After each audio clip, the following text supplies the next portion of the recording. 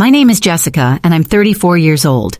If you had told me a few years ago that my proudest achievement, a car collection worth $1.5 million, would become the source of the biggest family conflict of my life, I wouldn't have believed you.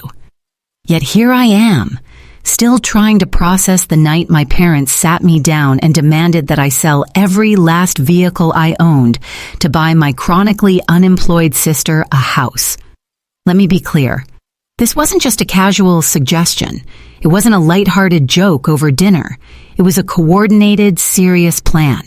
My sister Natalie, my parents, and even a real estate agent they'd invited were waiting for me in the living room with glossy brochures, mortgage paperwork, and an address already picked out. And the expectation was simple. I would liquidate my entire collection of 10 rare cars, each one representing a piece of my journey, so Natalie could finally have stability, as if stability could be gifted like a designer purse, as if years of poor choices could be erased by one massive bailout. In that moment, I sat there frozen, staring at their expectant faces while Natalie gushed about how the basement would make a perfect entertainment space, and how she'd already started planning a housewarming party. My father delivered the blow casually, almost as if he were asking me to lend her a sweater. "We think you should sell your cars to buy this house for Natalie. The cars just sit in that garage anyway." It was surreal. The cars they dismissed as just sitting there weren't trophies gathering dust. They were milestones. Each vehicle told a story of long nights, setbacks, and victories in my career. They were tangible reminders of the girl who once stood in her grandfather's small repair shop, holding greasy wrenches, dreaming of a future bigger than anyone in my family imagined for her. But in that living room, none of that seemed to matter. What mattered was that Natalie wanted a house, and my success had become the piggy bank to fund her life. My parents didn't ask if I was willing. They assumed it was my duty. Family responsibility, they called it. An obligation. The air was suffocating with pressure. I could feel the weight of their judgment already forming, the way my father's words were laced with authority, the way my mother reached for my hand as if appealing to my softer side. Natalie's wide smile told me she believed this was already settled, that my refusal would be nothing more than a temporary tantrum. In that single conversation, the boundary between love and entitlement snapped. I realized my family didn't see my collection as the living proof of 15 years of grit, sacrifice, and persistence. To them, it was inventory, something to be liquidated to patch over Natalie's latest fresh start. That was the night everything changed. It was the moment I knew I couldn't keep living as the reliable safety net for everyone else's mistakes. I had worked too hard, sacrificed too much, and built too much to have it all dismissed as negotiable. And so, with my parents accusing me of selfishness and my sister sulking like I had stolen her future, I walked out of that house knowing one thing for certain. This battle wasn't just about cars. It was about finally drawing a line in the sand. My love for cars didn't come from luxury showrooms or glossy magazines. It began in the simplest of places, my grandfather's modest auto repair shop in rural Michigan. That little garage, filled with the smell of motor oil and the sound of clinking tools, was my playground as a child. While other girls my age were playing with dolls or trading stickers, I was handing my grandpa wrenches, peering under hoods, and marveling at the way he could breathe life back into machines that looked beyond. Saving. I can still remember the first time he let me sit behind the wheel of a car he was restoring. It was a 1965 Mustang, not yet finished, its paint dulled and engine exposed.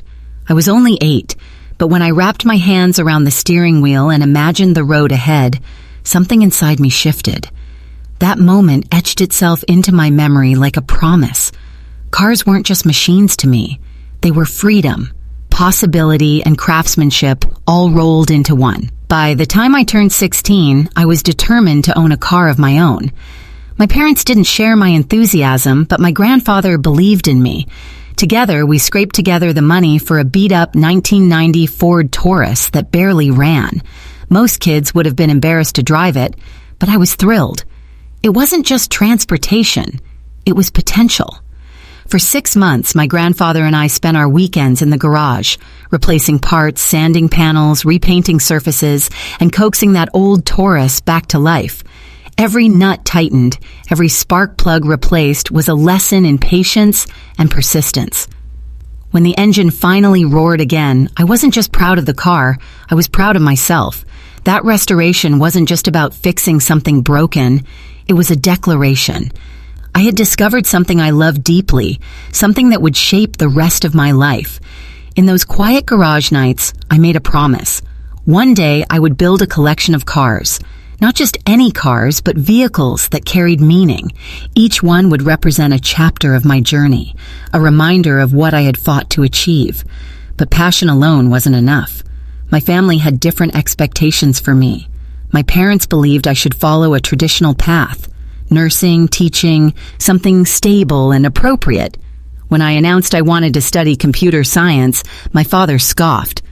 "Technology is just a trend," he told me. My mother worried out loud that no man would want to marry me if I worked in such a male-dominated field. Their doubts stung, but they also lit a fire in me. I refused to let their limited vision define mine. I took out loans, worked 2 part-time jobs, and threw myself into college with everything I had. Those years were grueling. I slept little, studied endlessly, and coded through the night, often fueled only by cheap coffee and stubborn determination. But in those long hours, I built resilience. Every obstacle I overcame became part of the foundation for the life I was determined to create. And always, in the back of my mind, was the garage. The smell of grease, the echo of tools, the promise of cars waiting for me at the end of each milestone.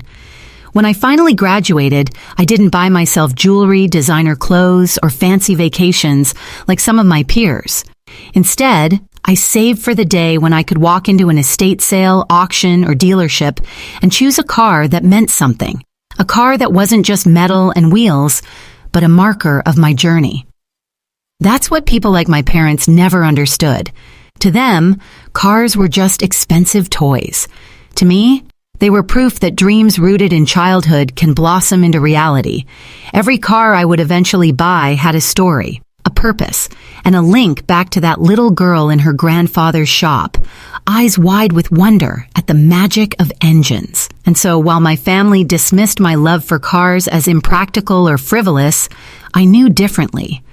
Cars weren't just a hobby, they were part of my identity, a thread woven through my earliest memories, my hardest struggles, and eventually, my proudest victories. That passion, planted in childhood, would grow alongside me as I stepped into the brutal world of tech, fought for my place in it, and built something my parents never thought possible. And with each milestone reached, that promise I made to my younger self would come closer to fulfillment, to create a car collection that wasn't just about wealth, but about meaning. If passion was the seed, struggle was the soil it had to grow in. My path wasn't smooth, and it certainly wasn't paved with support.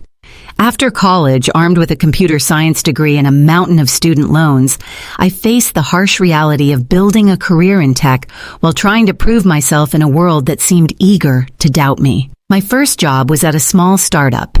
The pay was miserable, the hours long, and the office looked more like a college dorm than a workplace.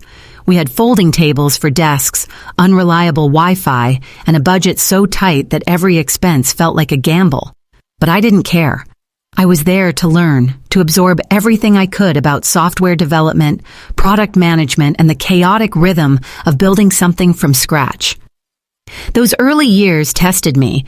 While friends were buying nicer clothes and posting vacation photos, I was surviving on ramen and instant coffee. My parents never understood. Whenever I tried to share my excitement about a new feature I'd helped launch or a client deal I'd contributed to, their eyes glazed over. To them, it wasn't real work until it was respectable and stable. Their indifference stung, but I kept going. Within 3 years, I'd been promoted twice and played a major role in helping the company land its first big client. My boss at the time, David, saw something in me I sometimes doubted in myself. He became a mentor, pushing me to take risks and reminding me that growth doesn't happen in comfort zones. By the time I turned 27, I stood at a crossroads. I had the option to stay at the startup, climbing slowly, or I could bet on myself. Against every voice telling me to play it safe, including my parents, I quit.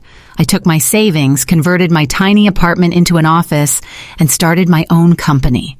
It was terrifying. There were days I thought I'd made the biggest mistake of my life. I lived off noodles and takeout, coded until sunrise, and worried constantly about whether clients would ever come. But out of that chaos, something took shape.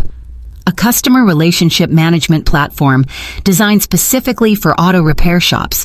It was inspired by the challenges I'd seen in my grandfather's business years before, the very place where my love for cars had been born. Slowly, things started to click.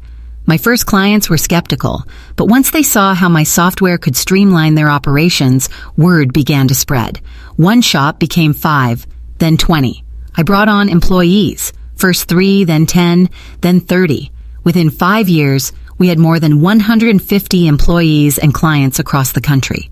When I signed a deal to sell a minority stake in the company to investors, the number that hit my bank account almost didn't feel real. It wasn't luck. It was the result of endless sleepless nights, sacrifices, and relentless drive. And with each professional milestone, I kept a promise to myself. I marked it with a car. The first was a 1967 Ford Mustang, similar to the one my grandfather had worked on when I was a child. I bought it after landing our first major corporate client, and restoring it felt like bringing my childhood dream full circle. Later, after my first 7-figure business deal, I purchased a 1974 Jaguar E-Type. The sleek green paint and the roar of its engine reminded me that I was no longer the girl scraping together pennies for a beat-up Ford Taurus. Some might look at these purchases and see indulgence, but for me, they were more than cars. They were tangible markers of battles won, risks survived, and growth achieved. They were proof that the sacrifices, every all-nighter, every doubt, every failure, had built something real. Of course, my family didn't see it that way. My parents called my workaholic. They rolled their eyes when I talked about my collection, muttering about wasting money on toys. They never understood that these cars weren't toys. They were my story, written in steel, leather, and horsepower. Looking back now, I see how critical those years were. The risk-taking, the sleepless nights, the relentless grind, it was all necessary. Without those choices, I wouldn't have built a successful company. I wouldn't have built financial independence, and I certainly wouldn't have built the collection that would later become the center of a battle with my family. What they dismissed as objects sitting in a garage were, to me, monuments of survival. They symbolized every moment I wanted to quit but didn't, every time I proved myself against the odds. They were the physical embodiment of the phrase, "I made it." But here's the cruel irony. The very thing that represented my resilience, my hard work, and my growth would one day be turned against me. My success, instead of being celebrated, would become a tool for manipulation. To my family, the cars weren't milestones. They were money, liquid assets, a solution to Natalie's chaos. And that difference in perception, the gap between what the cars meant to me and what they represented to them, would ignite a conflict that threatened to tear my family apart. By the time my company had grown beyond my wildest expectations, my car collection had taken shape into something far greater than a set of vehicles. Each car carried with it a chapter of my life, a reminder of the sacrifices and victories that had shaped me into the woman I was becoming. They weren't trophies. They weren't toys. They were my story, written in steel, chrome, and horsepower. The very first edition, the 1967 Ford Mustang, was more than just a purchase. It was a symbol of where it all began.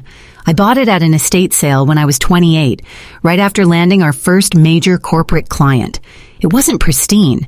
It needed love, attention, and more than a little money to restore. But that was the point.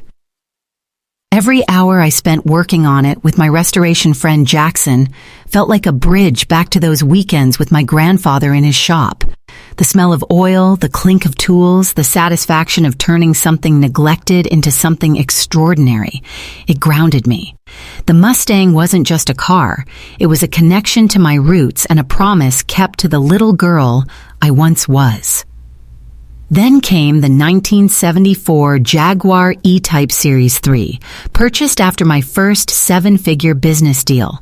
If the Mustang was about roots, the Jaguar was about momentum. Sleek, elegant, painted a shimmering British racing green, it made my heart race the moment I saw it.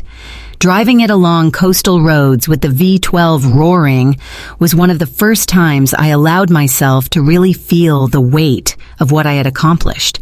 It wasn't about the money. It was about realizing I had built something real enough to give me freedom. But the car that truly tested me was the 1973 Porsche 911 Carrera RS. When I found it, it was sitting forgotten in a dusty barn, barely holding itself together. The previous owner had given up on it, but I saw something more. Over 18 months, I worked side by side with a restoration specialist, learning, sweating, and sometimes crying through setbacks. The day the engine finally roared back to life, I cried tears of joy. That car became my reminder that nothing is ever too far gone if you're willing to put in the work. And the collection kept growing. At a charity auction, I stumbled across a 1988 Ferrari 328 GTS, which I won after a tense bidding war. That car wasn't just a Ferrari. It was a celebration of generosity, because the event raised thousands of dollars for scholarships. Later, I tracked down a 1963 Chevrolet Corvette Stingray split-window coupe, a car that to me represented boldness, uniqueness, and the courage to be different in an industry and world that often tried to fit me into a box. The crown jewel for a while was a 1964 Aston Martin DB5. Restoring it made me feel like I had stepped into a piece of history. It wasn't just about the engine or the bodywork. It was about standing beside something iconic, knowing that I, too, had built something with staying power. Other cars followed. A rare 1981 BMW M1, a 1989 Lamborghini Countach 25th Anniversary Edition, and a first-generation 1992 Dodge Viper RT10. Each one marked a milestone, a risk taken, or a challenge overcome. Together, they weren't just cars. They were physical reminders of the life I had built out of sweat, stubbornness, and a refusal to give up when everyone expected me to. What made the collection even more meaningful was the community that grew around it. I joined a local classic car club where I met people who understood why I cared so much. Jackson became my go-to restoration expert and mentor, and Sophia, an automotive photographer, captured the beauty of the cars in stunning detail. We organized annual charity shows, using the collection to raise money for women in STEM scholarships. Suddenly, these cars weren't just personal trophies. They were vehicles for impact, connecting my passion to a larger purpose. On weekends, I found peace in the garage, polishing chrome, tightening bolts, or simply sitting behind the wheel with my hands resting on the leather. It was therapy. In those moments, the chaos of running a company faded away.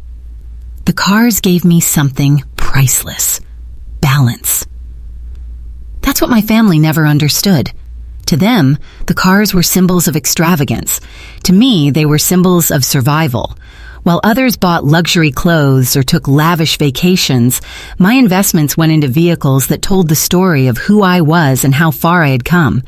Each car was tied to blood, sweat, and resilience. So when my parents and Natalie later dismissed them as just cars sitting in a garage, it felt like a knife in the heart. They weren't dismissing objects.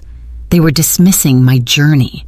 They were dismissing the sacrifices that had built those milestones and the meaning behind them. I knew that most people outside the car world might never fully understand what these vehicles meant, but I didn't need the whole world to get it. I only wanted the people closest to me, my family, to respect it. Instead, they saw dollar signs where I saw memories. They saw assets to be liquidated where I saw chapters of my life.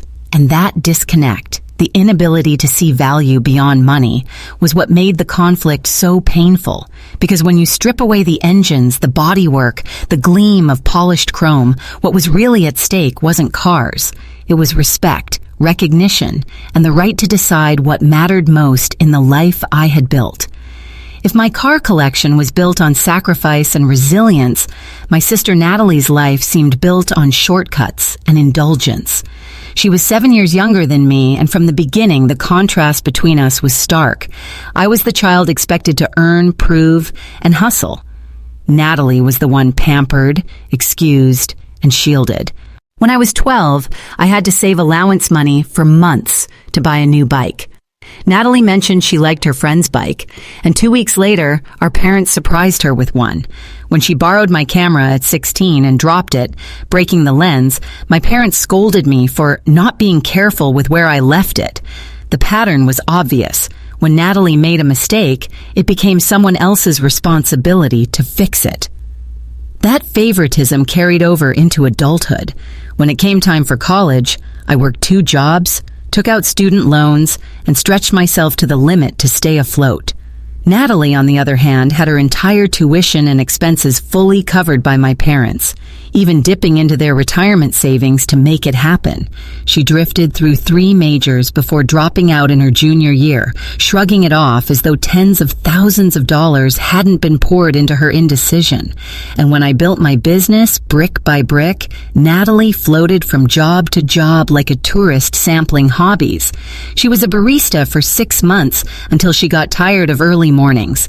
She tried retail until a manager criticized her, and she quit. Receptionist, dog walker, social media manager, each gig lasted only long enough for her to decide it wasn't fulfilling enough. Between jobs, she'd post pictures of herself on beach vacations and weekend getaways, funded by credit cards, generous friends, or occasionally wealthy boyfriends. It wasn't that she lacked opportunities. I'd tried to help her.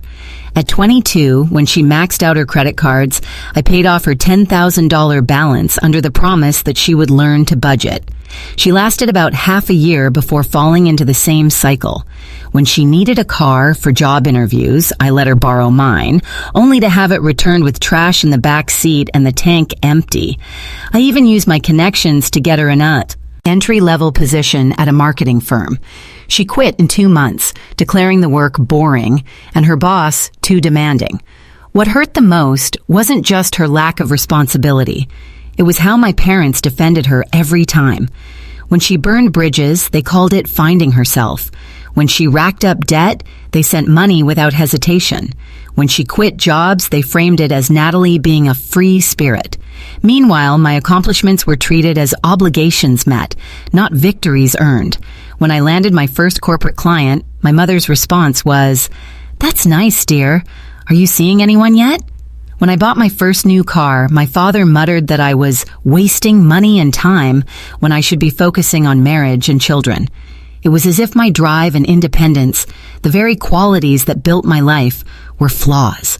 And Natalie's dependency, her pattern of running from responsibility, was indulged as charm.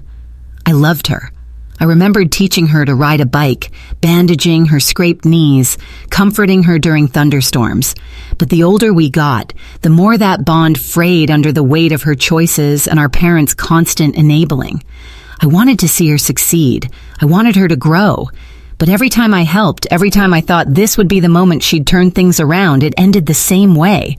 My help became a cushion that let her fall without consequences. And yet, to my family, it was never enough.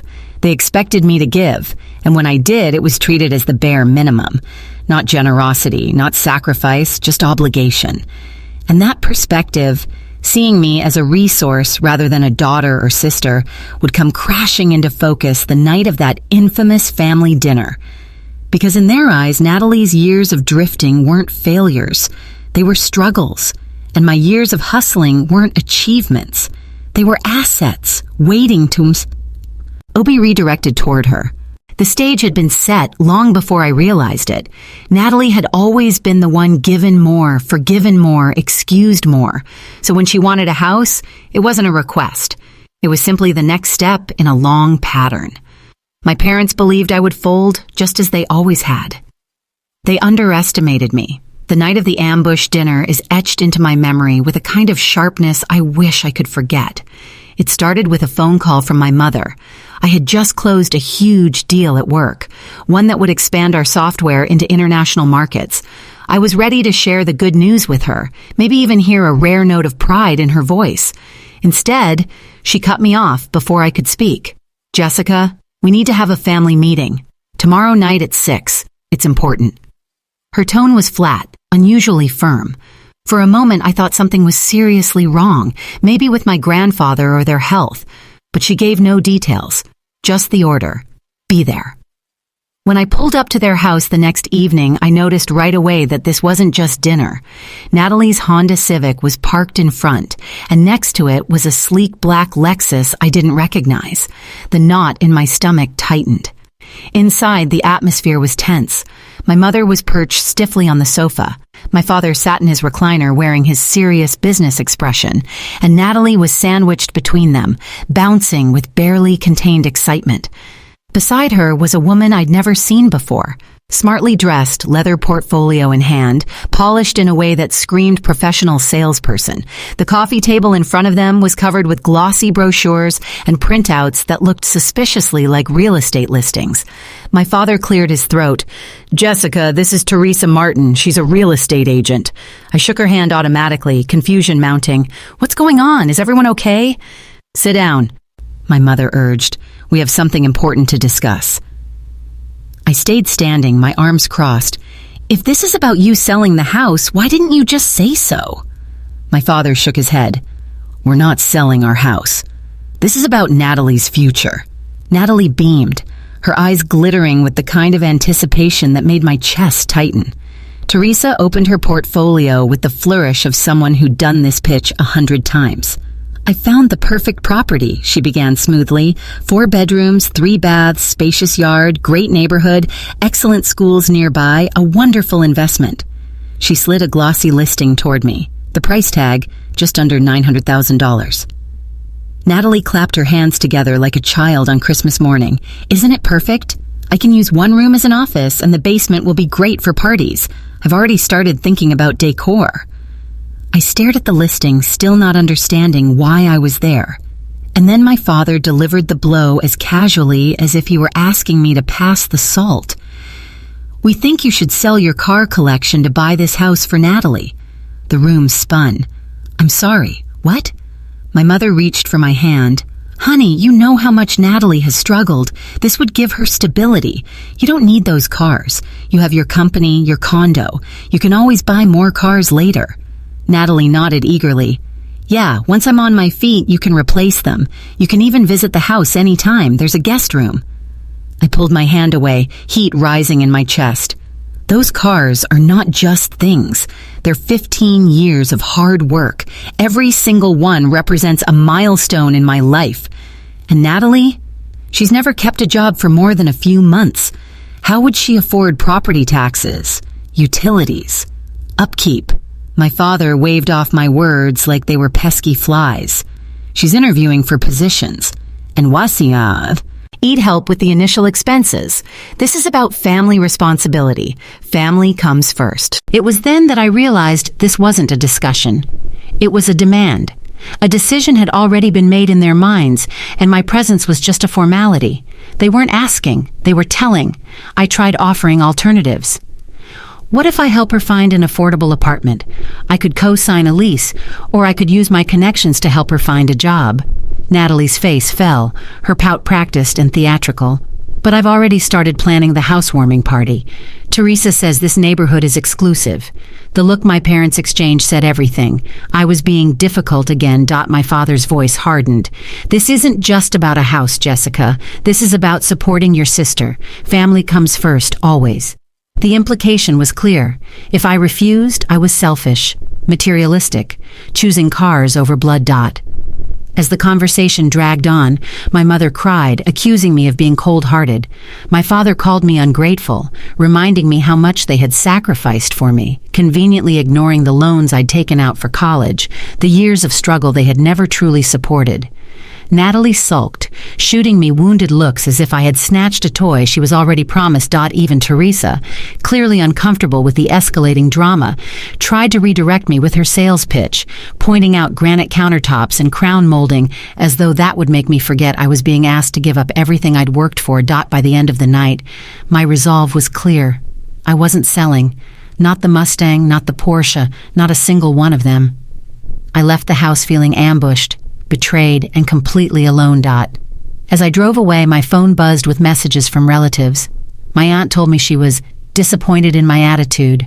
My cousin texted that I should remember how much my parents had done for me. It was obvious. My parents had already told their version of the... "Jessica," she chirped, breezing past me. "These are my friends, Keith and Samantha. They wanted to see the cars. Keith collects vintage Porsches. He might even buy one when you sell." Before I could speak, Keith was moving toward my Porsche 911, hand outstretched as if to touch it. I stepped between him and the car. "Please don't touch anything," I said firmly. "These aren't for sale and you weren't invited here." Samantha laughed lightly. "Natalie said you were protective of your toys. Seems a bit silly at your age, doesn't it?" My jaw clenched. "These aren't toys, and again, you weren't invited." Meanwhile, Natalie strolled around the garage, dragging her finger across the Aston Martin's polished surface as though it were already hers. "Remember when you let me drive this one?" I totally felt like a spy. My stomach dropped. "I never let you drive the Aston Martin. You asked once and I said no," she shrugged. "Well, maybe it was another one. They all look the same anyway." Her casual disregard for boundaries, for the individuality of cars that meant everything to me, was the final straw. My voice came out low but firm. "You need to leave, all of you, now." Natalie's eyes widened, like the thought of being told no had never crossed her mind. "But we just got here. I don't care. This is my property, and you did not ask permission." The argument that followed was ugly. Natalie accused me of being selfish, of caring more about metal and leather than my own family. I shot back that she was entitled and presumptuous. Keith and Samantha stood awkwardly by until finally they slunk out to their car. Natalie stormed out last, but not before throwing one last dagger over her shoulder. "It doesn't matter anyway. Dad says you'll come around once you realize what's really important. They'll all be mine soon enough." That line chilled me to the bone.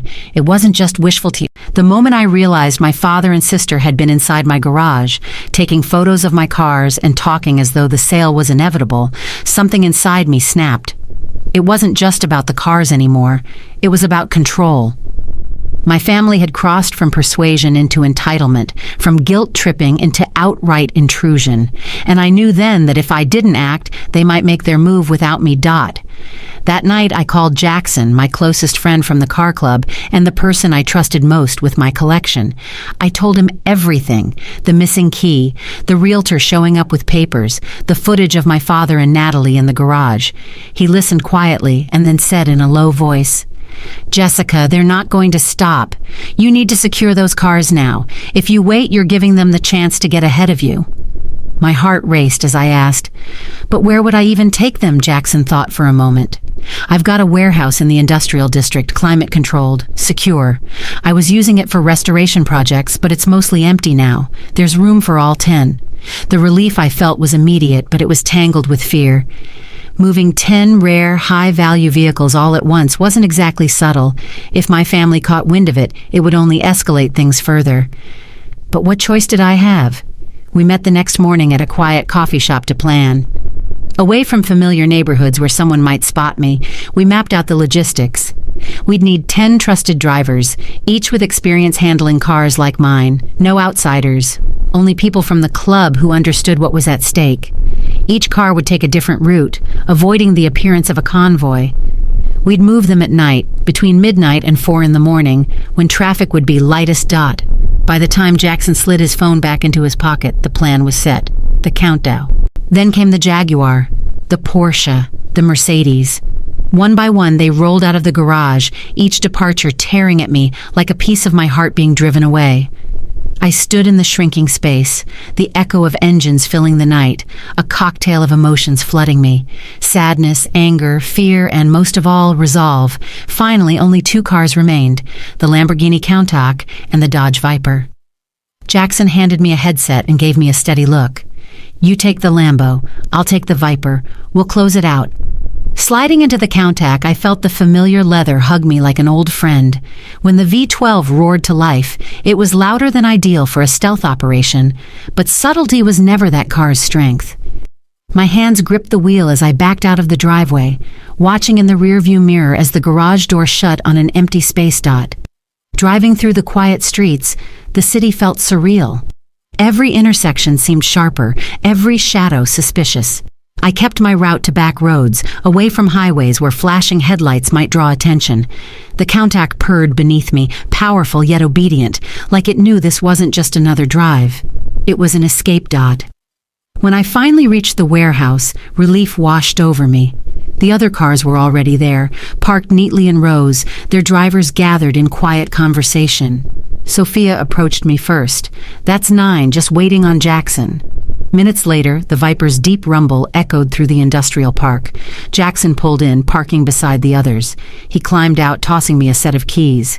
"All secure, new systems armed, only you and me have access." For the first time in weeks, I exhaled. I turned to the group, my throat tight. "I don't know how to thank you. You risked so much to help me protect what matters." They nodded, no explanations needed. In their eyes, I saw understanding, the kind only P. And then came Natalie's messages, dozens of them, long rants filled with accusations, insults, and profanity. I'd ruined her life, she claimed. I'd destroyed her chance at happiness. I'd proven I never loved her.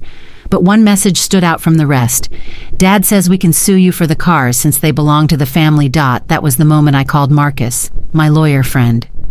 I forwarded him the texts, my voice shaking as I explained everything. He listened quietly before sighing. "They have no legal claim, Jessica. None. But the fact that they believe they do? That's dangerous. It means they've convinced themselves of something that isn't true. You need to be prepared." 3 days later, a formal-looking letter arrived in the mail from a law firm I didn't recognize. It demanded the immediate return of family assets wrongfully removed, citing an obligation to family welfare and shared heritage. Marcus reviewed it and snorted. "This is bluster. It's wrapped in legal language, but it has no basis. They're trying to intimidate you." Still, the intimidation worked in its own way. Seeing the words in print, family assets, obligation, wrongfully removed, sent a chill through me. It was one thing to face angry texts and phone calls. It was another to be staring down a letter designed to look official and threatening. With Marcus's help, I drafted a response. Short, direct, unambiguous. The cars were legally mine, titled in my name, purchased with my money. Any attempt to claim otherwise would result in legal action.